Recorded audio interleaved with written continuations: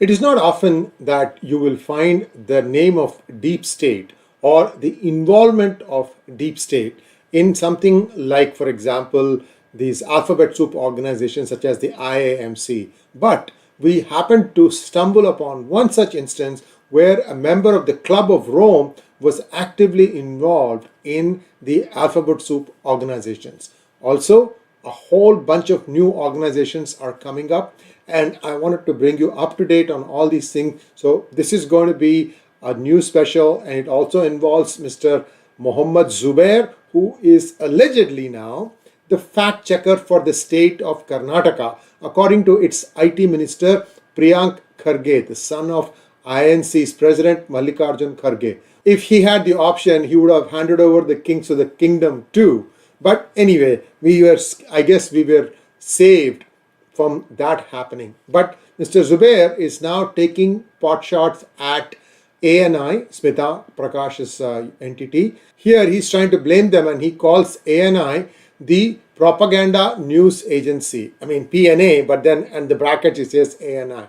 Well, nice turn of phrase, but nobody is falling for it because you yourself are neck deep in nefarious organizations who are all only too happy to retweet what garbage you put out, Mr. Zoobear. So what are the entities that are doing it? For starters, the Indian American Muslim Council, and this has actually been slapped with UAPA. And what is UAPA? It is the Unlawful Activities Prevention Act. Why did they do that? Because Indian American Muslim Council, the largest US-based advocacy organization of Indian American Muslims, has started playing victim card after its social media account with 101 others have been charged under the UAPA by the Tripura police. IAMC's social media handles have been shut down in India, at least one set of them.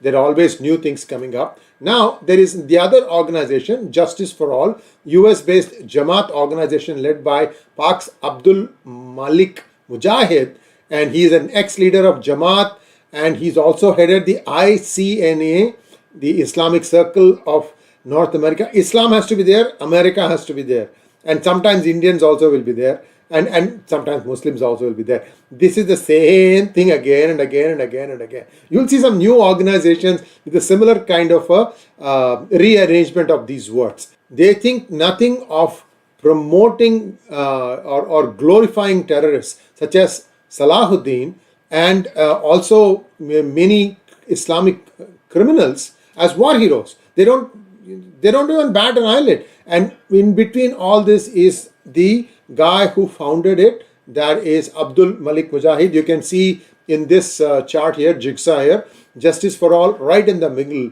And then you can see all these other organizations that are being spawned from there. Stand with Kashmir, DOTO, and so on and so forth. Let's take a look at how or where he worked before he became this. He was part of the Islami Jamiat Talaba, and that was from October 1975 to September 1977. So Syed Salahuddin Ahmad was the supreme commander, Hizbul Mujahideen, and he was the Kashmir chairman of United Jihad Council. This man was completely in cahoots with them. Next in line, Indian Muslim Federation, founded in 1969, worked with Khalistani Jagdit Singh Chauhan, JS Chauhan, for his ops against Indira Gandhi. In 2020, that is just 3 years ago, it organized protests outside the Indian High Commission where pro-Khalistan and Kashmir separatism slogans were raised. Now, there's an interesting backdrop here. The Mr. Chauhan has revealed that he was funded by Muslim Brotherhood. Here is a news item from a long time ago. The more important thing here is the Muslim Brotherhood International, who operates out of London, Indian Muslim Federation, and the International Islamic Center in London. So Indian Muslim Federation, International Islamic Center, IIC. There is also an India International Center in New Delhi, the watering hole for many journalists, including myself. Sometimes I do go there. Then there is this new organization, South Asia Solidarity Group, SASG, is one of the organizers of India on Brink. For them, India is always on the brink. The minorities are always being threatened, except that these are the people who are crying victim outside. They are some of the ones who are actually, inciting them to do whatever it is that they are doing. And this SASG, gives space to Azad Essa, the husband of Hafsa Kanjwal, also the protege of convicted ISI mole Ghulam Nabi Fai. So here is one such event, book launch and discussion of hostile homelands, the new alliance between India and Israel. I don't think there was any new alliance. There has been an alliance for a long, long time. But anyway, who's going to argue with Mr. Azad Essa? Here is a new one, UK Indian Muslim Council, UKIMC, and it is a newly created front which was registered in January 2023, hardly 6 months ago, and inaugurated in March. Not surprising that the same usual faces, the same usual suspects are there to launch yet another front. Look at the names. UKIMC's 5th March, they have a conference here, and you can see the same set of people who have been there before. All of them, this is in Leicester. Of course, Leicester, where else? These people have completely taken over some of these parts of United Kingdom. And then you have another one, Muslim Public Affairs Committee, MPAC, and another UK-based front harboring Pak's propaganda against India. They get annually active in August to promote Kashmir secession call because, you know what? On August 5th, 2019, Article 370 was abrogated. Espousing communal hatred via sharing instigating videos on pretext of Islamophobia in India. Then there are other Jamaat fronts, HFHR, Sunita Vishwanath, FTLS, again Sunita Vishwanath. She's an advisor at FTLS. So what is FTLS? Foundation, the London Story, FTLS. Sounds grand, right? HFHR, Hindus for Human Rights. All these things are controlled, funded by the same set of alphabet soup organizations. You should look at the board of directors of HFHR, not one Hindu in there. Now, of course, now they may add one or two because a lot of people are observing this and saying, wait a minute, you are saying Hindus for human rights, there's not even a single Hindu on the board. You figure, guys. Now, the FTLS, London Society, but it is based out of Netherlands. And we have already done one other episode on this. So you can go back and look at Sunita Vishwanath episode. We touch upon this there. But these people also are partnering with Pak Front, Stand with Kashmir. Again, that also was covered there. In the boycott campaign of G20 event in Kashmir. I think that's when I had covered it. That they are all trying to do something about, trying to see if they can keep people out of Srinagar. But then that event went off successfully. Everybody is back. Now the next G20 Summit is going to take place where the heads of state are going to be coming to New Delhi. September, they have a new building that has been built for this purpose. Now you can imagine that this stuff will start heating up in the next few weeks. You will see nothing but venom that will be spewed, and there will be also more skirmishes like the Mewat or the Manipur. There will be more skirmishes. We are living in interesting times, so I'll keep you posted on all that stuff. So what is this? Here you have Justice for All, then Jamaat-e-Islami. Jamaat-e-Islami is the bigger organization. From there it comes Justice for All, and from there smaller places. So all these things again and again, same set of individuals, new fronts, new names, but doing essentially anti-India, anti-Hindu, anti-Modi, and soon maybe they even start anti-P-Guru stuff because we have been causing so much damage to them. Here is the other interesting thing. Scottish Indians for Justice.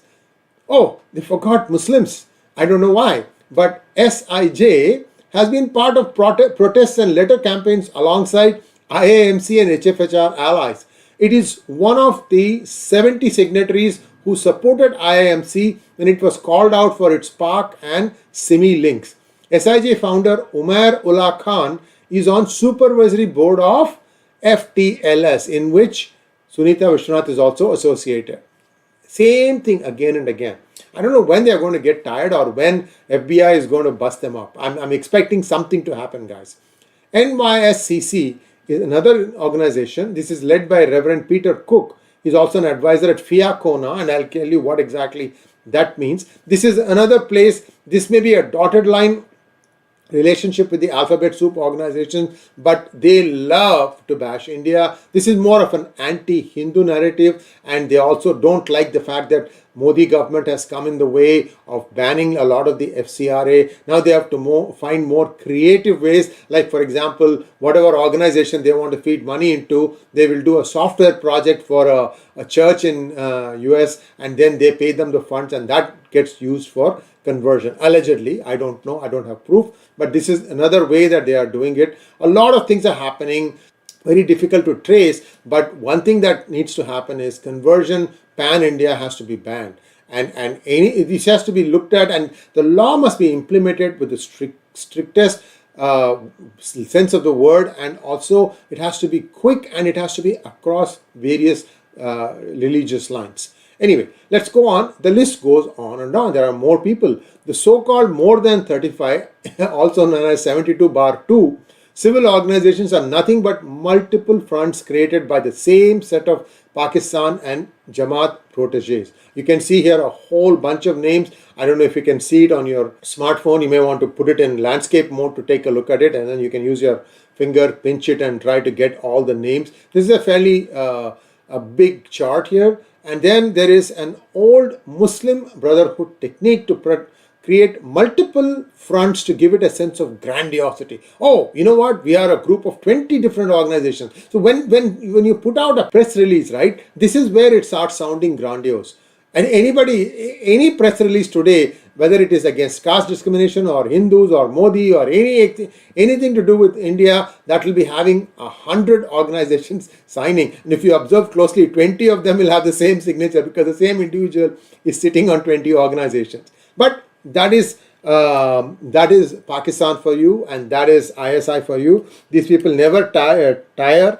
For them, they are being paid to do this thing. Most of us have other day jobs to do, but we find it fun to poke holes at all their arguments. And I'm hoping that somewhere along the line, people start laughing at them when they come out with yet another alphabet soup organization. Thanks for watching. Please like, share, and subscribe to our channel. Don't forget to click on the bell button for notifications.